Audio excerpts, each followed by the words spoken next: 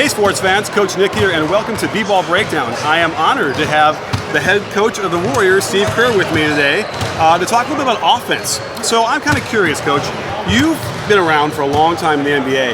Do you feel like offenses are that much different from each other from team to team? I think most of us run similar stuff, but everybody has to run their own offense based on their own personnel.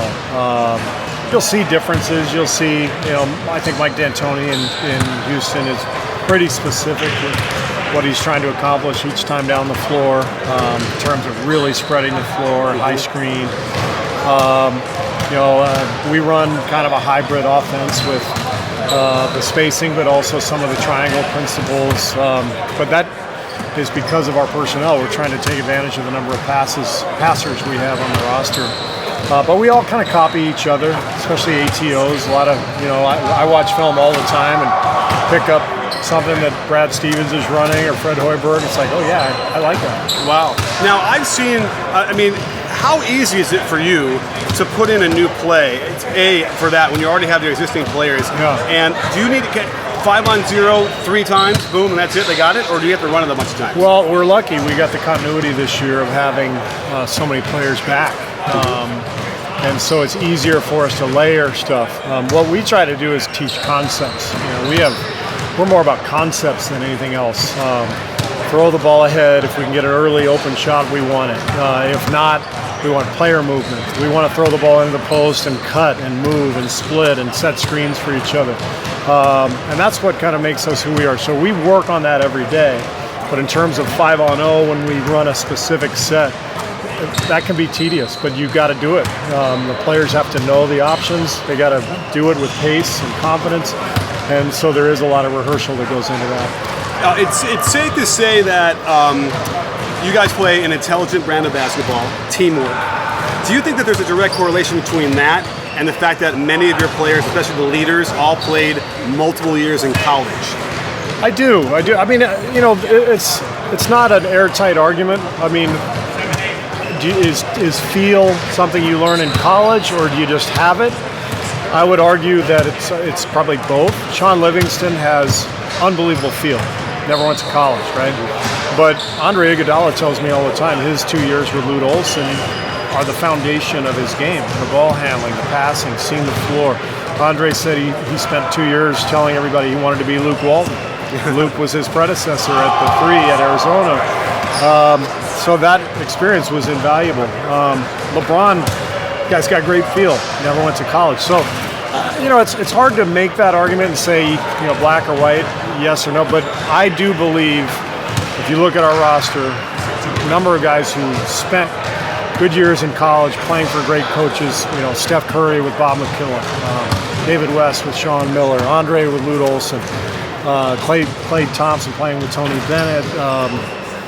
There were a lot of correlations between the feel and the work that was put in by those guys during those formative years. I got a question for you. So, You want to be head coach. This is a few years ago now.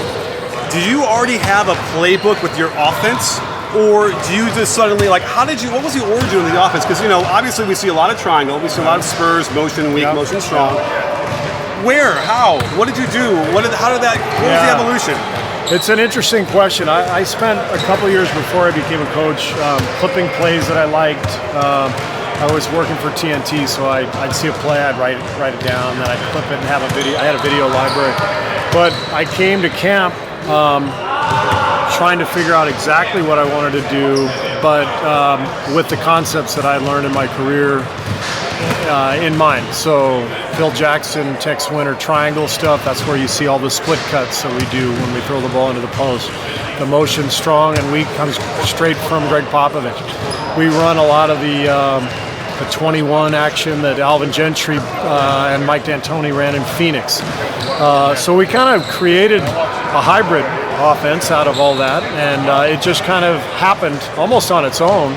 But the concepts, again, were the key for us. And as we spent more and more time together, we were able to weed some stuff out and add other stuff, and it just became kind of our our pattern and our identity. What can we call? We have Princeton, we have triangle, we have D'Antoni, even corner or whatever. What are we going to call this offense? What do we call the D'Antoni offense? Does that well, Adelman's corner offense is sort of like that, right? But and we've taken a lot of stuff from Adelman too. The corner action, the working from the elbows, the horns action. I don't know. We don't have a name for it. All right. Well, we need to come up with a name. I don't know, something that catchy. But either way, it's always a pleasure hanging out, talking to you, and getting more information about what you're doing. The way you're playing is the way I think basketball should be played, right? You pride yourself in not running tons of pick and rolls, right? And doing it the right way, right?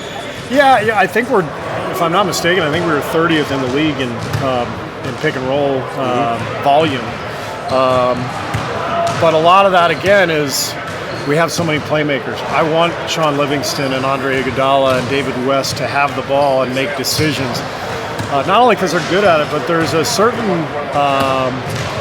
strength that comes from everybody touching the ball. That's what I learned in Chicago with the triangle. It meant so much to me to be involved constantly, whether I was shooting or not, touching the ball, cutting, moving. If you run pick and roll over and over again, the other three guys who are just standing there, they kind of lose some juice. And so it's important for us, for Sean to have the ball, for Andre to have it, for David to have it, for Zaza to be a passer. Gives them juice. Now they play defense a little stronger, a little tougher. Now they got more energy. There's a collective force that comes with everybody participating. Whereas if we just wanted to put Steph and KD in pick and roll every time, yes, we'd get open shots, but the other guys would be like, right, do I get to play? Well, and then it affects your defense too, right? Affects your defense, it affects your morale. So I get a lot of, I think a lot of our fans sometimes think like, why don't you run more screen and roll? And we inevitably do run more screen and roll in the playoffs. Which, don't tell anybody. Don't give away any of your secrets. I think everybody can figure it out, but it's not dramatically more. We're still a team that relies heavily on the number of playmakers that we have, and I think that has really been what has been our key offensively over the last 3 years. It's just involving everybody, and Bob Myers doing the amazing job of finding all these playmakers, guys who can read and cut and play. Yeah. These guys are just basketball players. We got to let them play. Absolutely. Well, I can't thank you enough for joining us today on the show, and don't forget, sports fans, at BBallBreakdown, we're not a channel, we're a conversation. You win. Are you in, Coach? Yeah, man. Actually, you do a great job. I watch a lot of your stuff. I love the European Championship breakdown stuff. Wow. There were some teams that were doing some interesting stuff. As I told you earlier, like we steal from each other. Coaches steal from each other all the time, and your site is great for young coaches to look at, to kind of analyze what everybody else is doing. So keep doing the good work. Thank you so much. Right. Sports fans, for even more great NBA content, make sure to subscribe to our YouTube channel and turn on notifications to get my videos hot and fresh. And visit our website for some of the best written analysis on the NBA. You in?